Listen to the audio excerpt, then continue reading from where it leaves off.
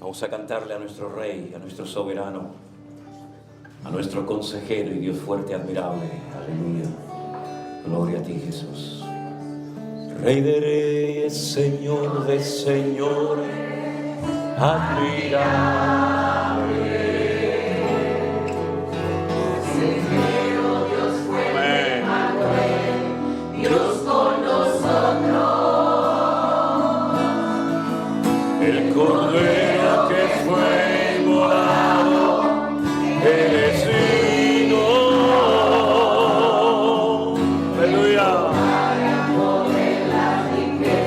La sabiduría, la fortaleza, la gloria y la honra. Amén. Por los siglos.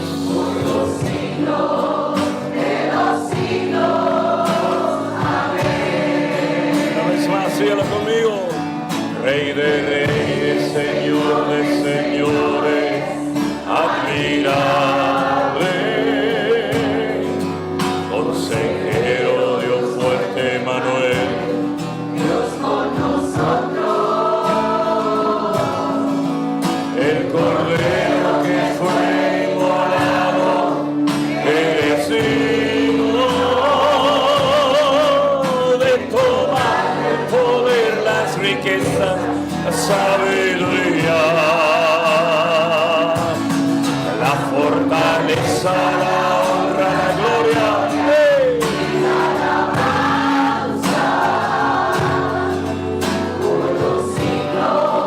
Amén. Vamos arriba. Amén. Rey de reyes, Señor de señores, admirable. Consejero, Dios fuerte, Emmanuel, Dios con nosotros. El Cordero que fue inmolado, eres digno.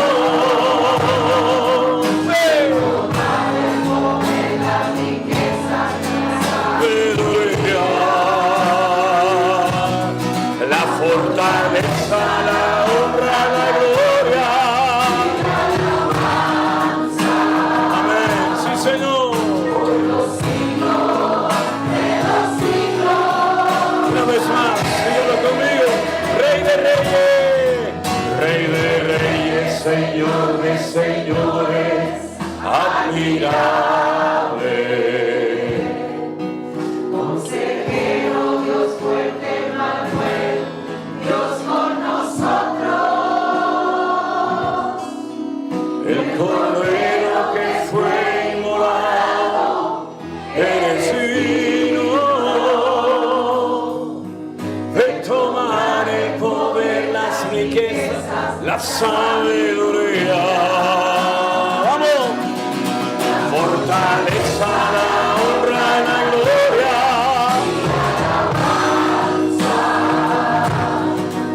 Por los siglos de los siglos. Amén. Por los siglos de los siglos. Amén.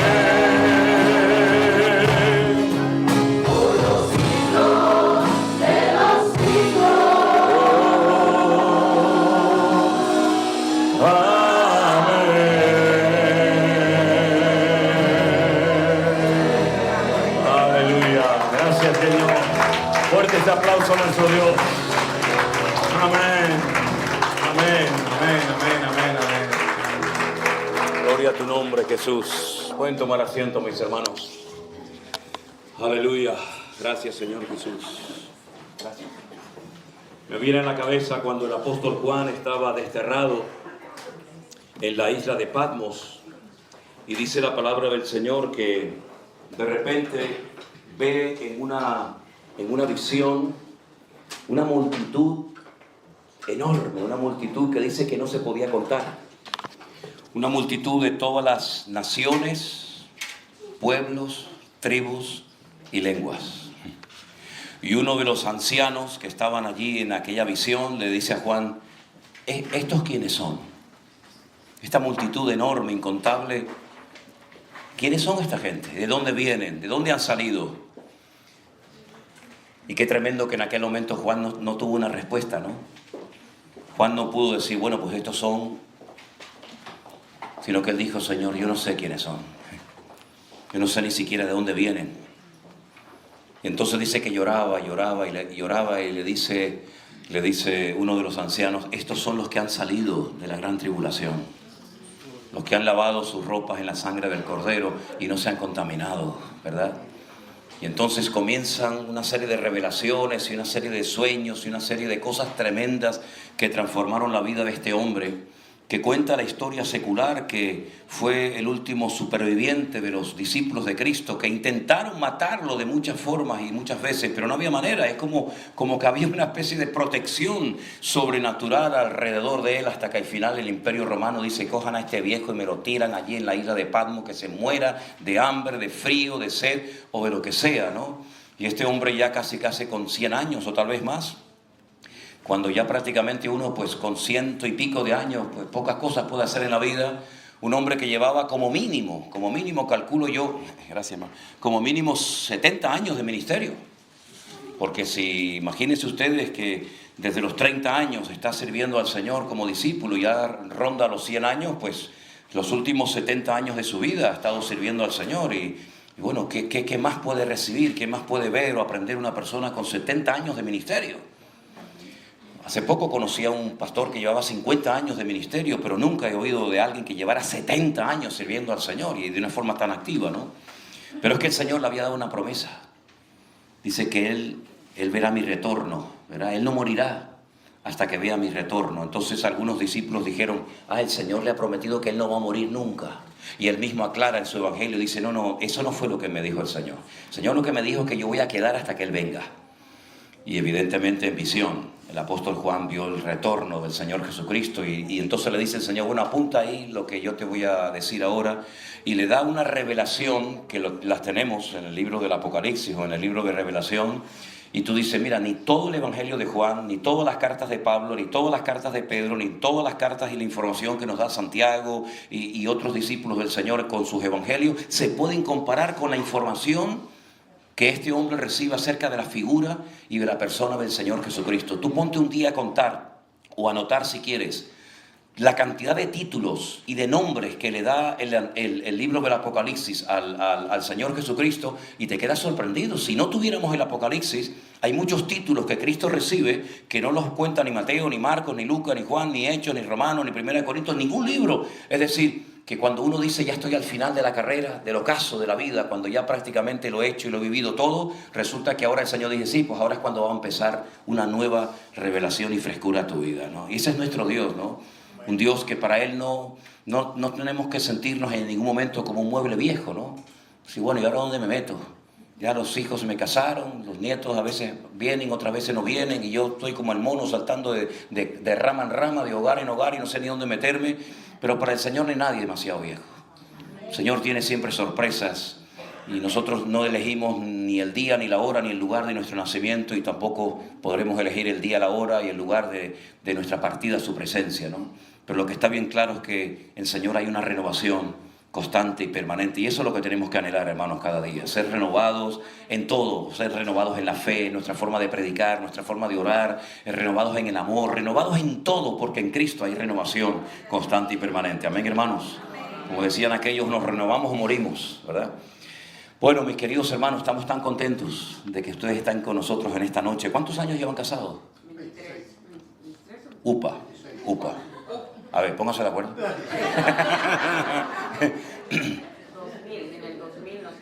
Wow, ya son años, bendito sea Dios, ¿verdad? Ustedes, yo no sé si ustedes saben las últimas estadísticas que se han dado por ahí acerca de los matrimonios cristianos, pero son alarmantes, ¿eh? Son terribles. En proporción, los divorcios y separaciones en el mundo evangélico han superado a los del mundo, en proporción. Es terrible.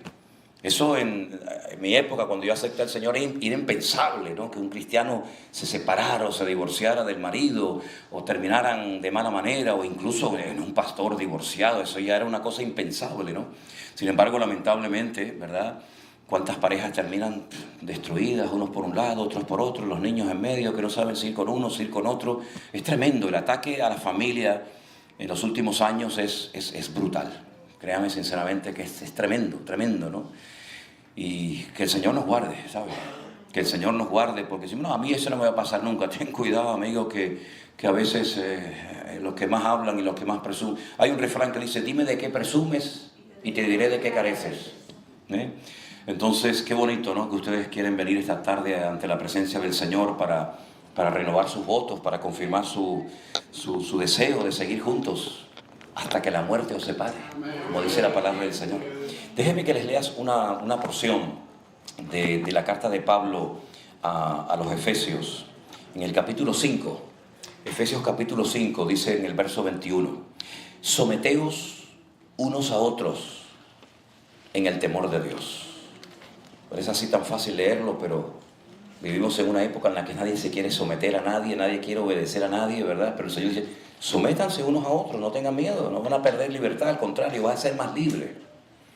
Dice que las casadas están sujetas a sus propios maridos como al Señor, porque el marido es la cabeza de la mujer, como Cristo es la cabeza de la iglesia, la cual es su cuerpo, y Él es su Salvador.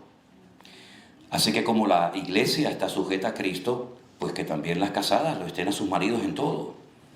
Maridos, amad a vuestras mujeres, así como Cristo amó la iglesia y se entregó a sí mismo por ella, para santificarla, habiéndola purificado en el lavamiento del agua por la palabra, a fin de presentársela a sí mismo una iglesia gloriosa, que no tuviese mancha ni arruga, ni cosa semejante, sino que fuese santa y sin mancha. Así también los maridos deben amar a sus mujeres como a sus mismos cuerpos, porque el que ama a su mujer, a sí mismo se ama. Porque nadie aborreció jamás a su propia carne, sino que la sustenta y la cuida, como también Cristo a la iglesia. Porque somos miembros de su cuerpo, de su carne y de sus huesos. Por esto dejará el hombre a su padre, a su madre, y se unirá a su mujer, y los dos serán una sola carne. Grande es este misterio, mas yo digo esto con respecto de Cristo y de la iglesia. Por lo demás, cada uno de vosotros ame también a su mujer como a sí mismo, y la mujer respete a su marido. Si el mundo pusiera en práctica lo que el Señor nos enseña en su palabra, el mundo sería una maravilla. En todos los aspectos, en lo económico, en lo político, en lo espiritual, en lo familiar, sería realmente un mundo extraordinario, un paraíso. Pero lamentablemente sabemos que el hombre en su desobediencia, en su rebeldía, parece como que siempre quiere llevarle la contraria a nuestro Dios. La familia fue, por así decirlo, la primera institución divina, creada, inventada, formada por el Señor, que puso sobre el planeta Tierra. La Biblia nos enseña que cuando Dios terminó de crear todo, Adán se sintió solo. Es tremendo esa sensación. Esa fue la primera sensación que el hombre antes de la caída siente. Después de la caída comenzó a sentir miedo y otras cosas, pero la primera sensación que sintió el hombre una vez terminada la creación fue soledad. Dice que no encontraba en ninguna parte, ni en los animales, ni en las aves del cielo, ni en ninguna parte, encontraba una ayuda idónea para él, porque Dios todo lo creó con su pareja, ¿verdad? Con su media naranja, ¿verdad? Pero al hombre lo creó solo. Y entonces vemos cómo el Señor dice, no es bueno que el hombre esté solo. Entonces, en el texto original, en hebreo, dice que Dios lo partió por la mitad, que Dios lo cortó. Y cuando lo cortó, y Adán despertó de aquel sueño, ¿verdad? Dice la Biblia que él se queda mirando y dice, eso es mío. ¿De dónde sacaste eso? Eso es carne de mi carne. Eso es hueso de mis huesos. Y entonces, esa separación momentánea, esa especie de operación divina, ¿verdad? Fue el inicio de una relación que va a ser la base y el fundamento de la humanidad. La familia, la institución familiar. Luego vendrían los hijos, los nietos, los bisnietos y todo eso, ¿verdad? Pero lo primero que el Señor le enseñó al hombre es aprender a convivir con otra persona. En este caso, con su opuesto. Porque en nuestra versión, hablábamos antes el pastor José y yo de las versiones, ¿no? En la Biblia, en hebreo, no dice que Dios creó una ayuda idónea. Ezer kenegó, dice en hebreo, ¿no? Ezer kenegó es ayuda contraria. Ayuda contraria. No es una ayuda, es la ayuda idónea, pero es lo contrario a lo que tú eres.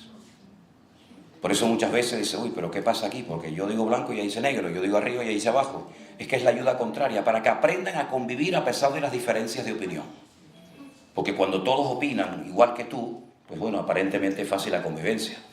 Pero el Señor le enseñó a Adán a aprender a trabajar, a aprender a invertir del amor que Dios había derramado en su corazón con la ayuda contraria a él, en todos los sentidos, por fuera, por dentro, mentalmente, espiritualmente, etcétera, etcétera.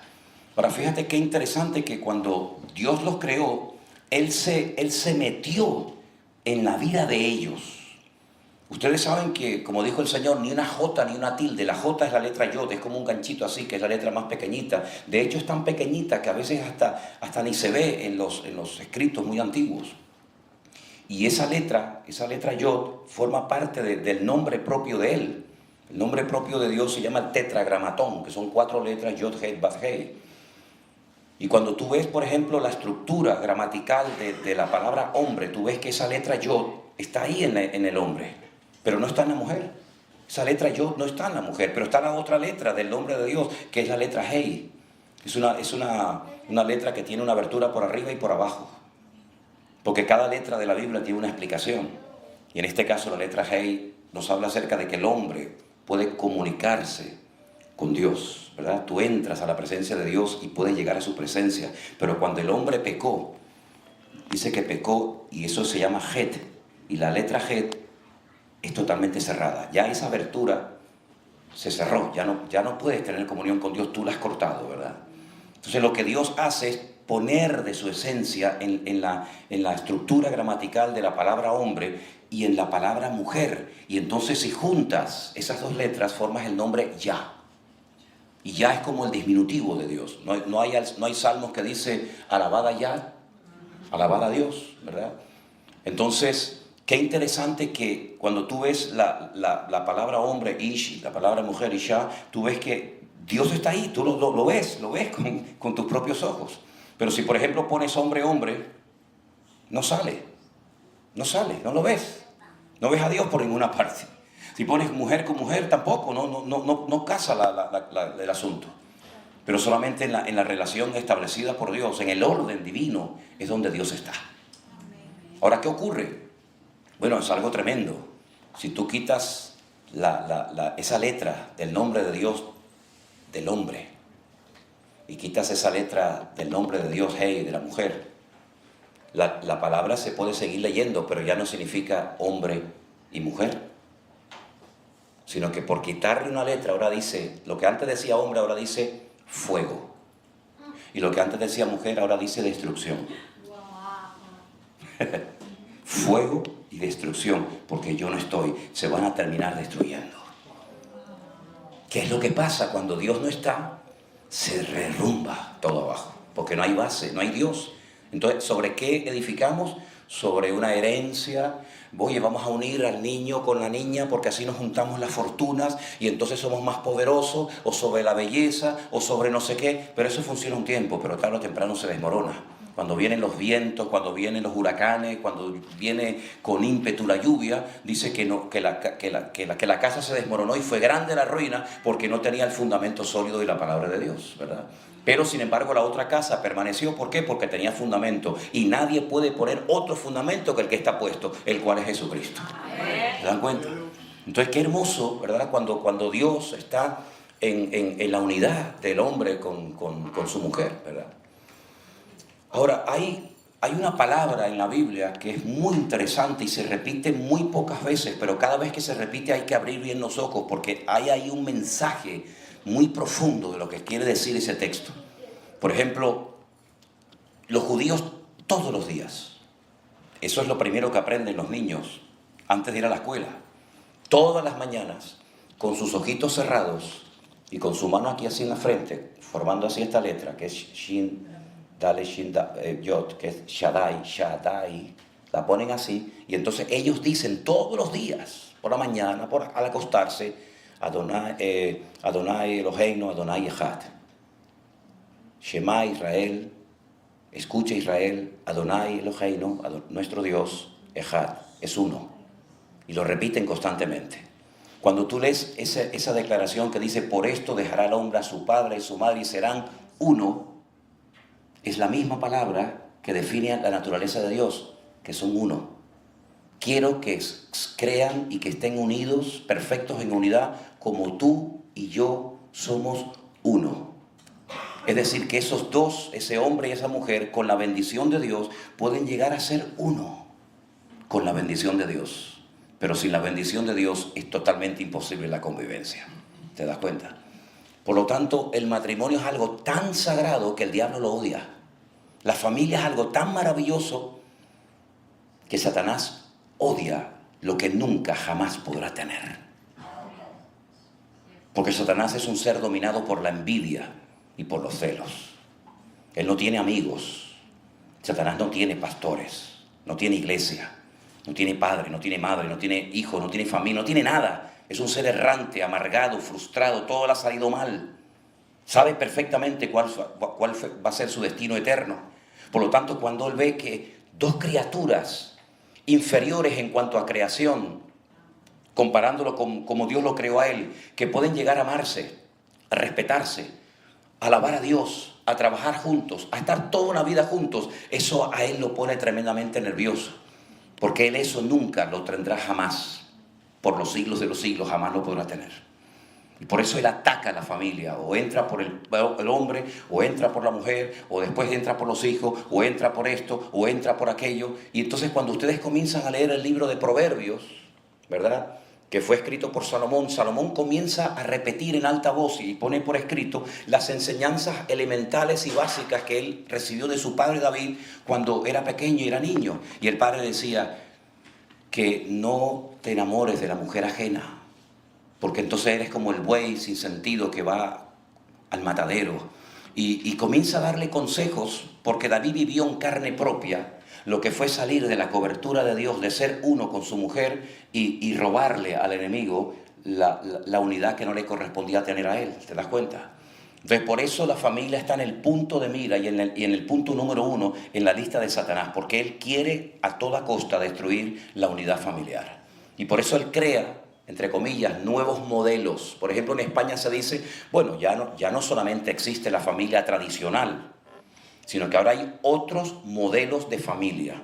Y entonces, a base de repetirlo en los colegios, a base de repetirlo en las universidades, están tratando de convencer a la sociedad de que eso de la familia tradicional ya pasó a la historia. Hemos evolucionado, hemos aprendido que hay otras formas de convivir, de ser felices, etcétera, etcétera. Pero es mentira, porque Satanás es un ser mentiroso. No puede decir verdad, es imposible que salga de sus labios verdades. Y entonces, ¿qué es lo que ocurre? La gente se esclaviza, la gente se hace en esclavos de la mentira y terminan, pues fíjate tú cómo termina.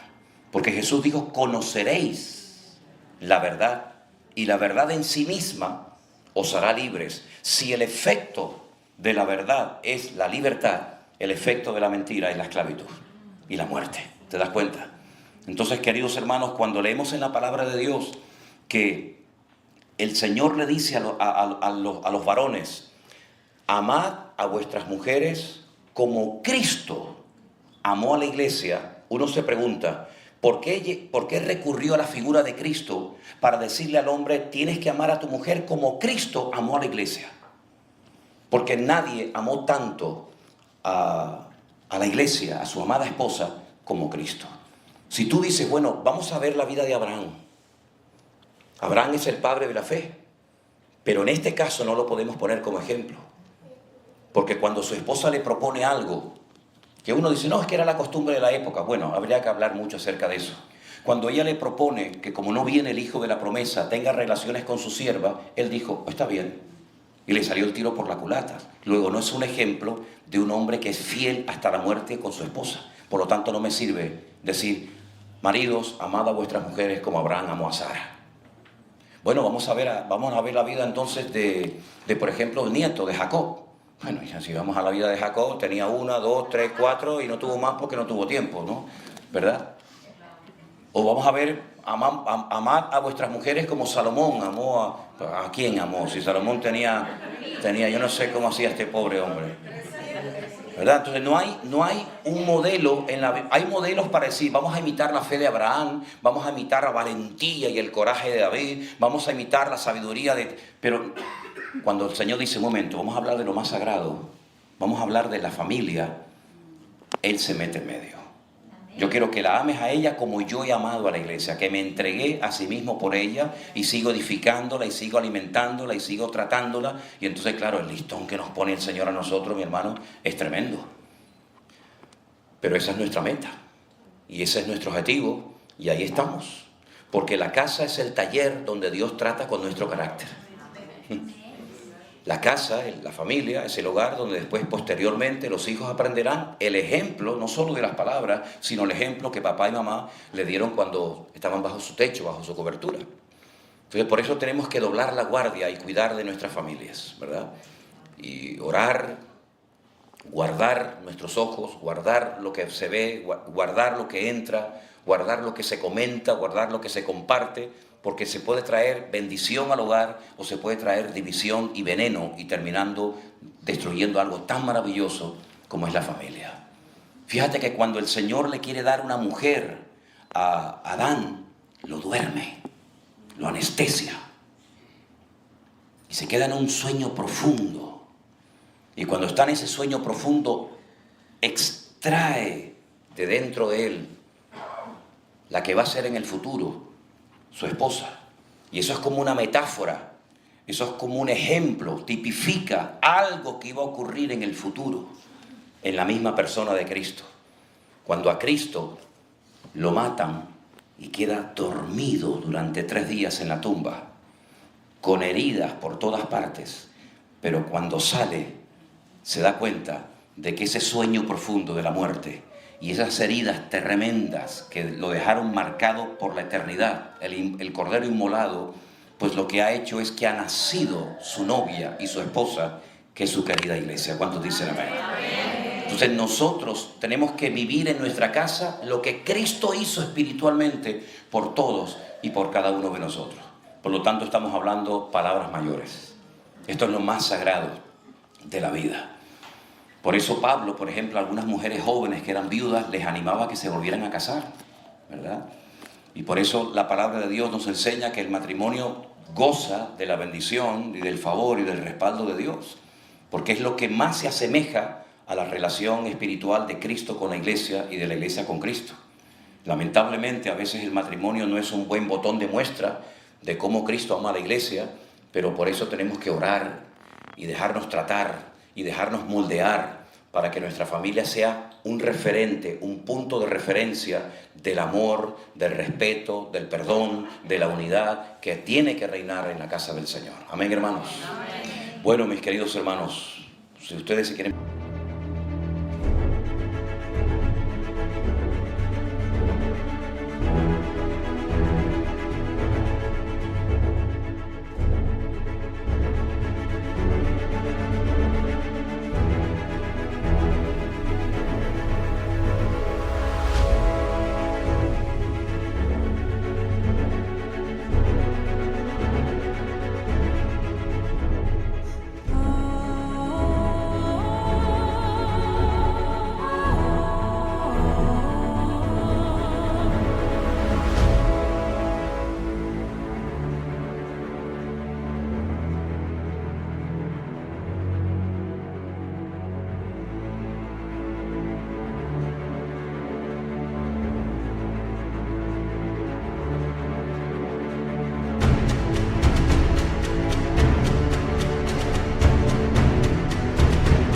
de pie en esta noche.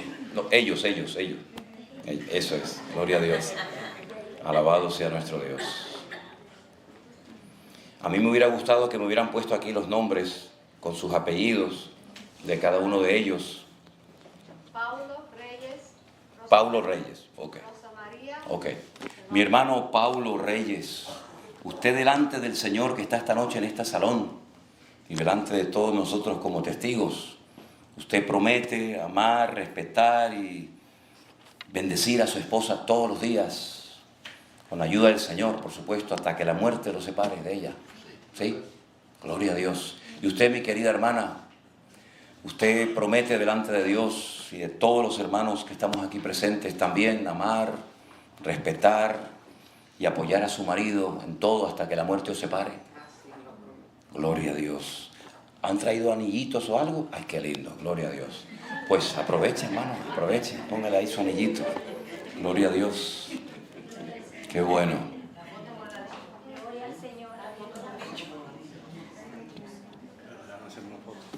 ¿Cómo no?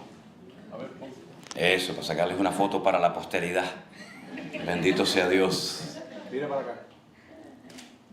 Gracias, Señor Jesús. Queridos hermanos, queremos orar por ustedes, si nos permiten. Y ya que está el pastor José con nosotros en esta noche, queremos imponer nuestras manos sobre vuestras cabezas para que la bendición del Eterno, nuestro Dios, esté con vosotros todos los días hasta el fin del mundo. Porque dice la Biblia que lo que enriquece es la bendición de Dios. Podemos vivir sin televisión, sin teléfono, sin carro, sin muchas cosas, pero sin la bendición de Dios es totalmente imposible. Amén, hermanos. Nos ponemos ahora todos de pie y vamos a orar por ustedes para que el Señor les bendiga y les prospere todos los días de su vida. Nuestro hermano José primeramente nos dirige en oración. Oramos al Señor. Aleluya. Te alabamos, Dios. Padre, en esta noche te damos Gracias, Padre Santo. toda la gloria y toda la honra. Aleluya. Te bendecimos por esta tremenda oportunidad que hoy nos regalas Sí, mi Dios. de consagrar, Aleluya. Señor, este matrimonio a ti. Te damos gracias, Señor, Gracias, por mi nuestros Dios. hermanos que después de 23 años Oh, han gloria a decidido Dios Santo. venir ante ti para buscar tu bendición, Aleluya. Señor. Gracias, Señor. Porque tu bendición definitivamente es la que enriquece y no Amén. añade tristeza Amén. con ella. Hoy, Señor, los bendecimos en el nombre de Jesús. Oh, gracias, Señor. Hoy te damos gracias por ello. Hoy te pedimos, Aleluya. Señor, que los muchos años que tú les regales sean en tu bendición, sean disfrutando de la paz y el gozo que solo viene de ti. Te damos gracias, Señor, por sus vidas. Y te pedimos, Señor, tu Gracias, fortaleza. Dios mío. Sí, Padre Te Santo. pedimos que les guardes, te pedimos que guardes su salud,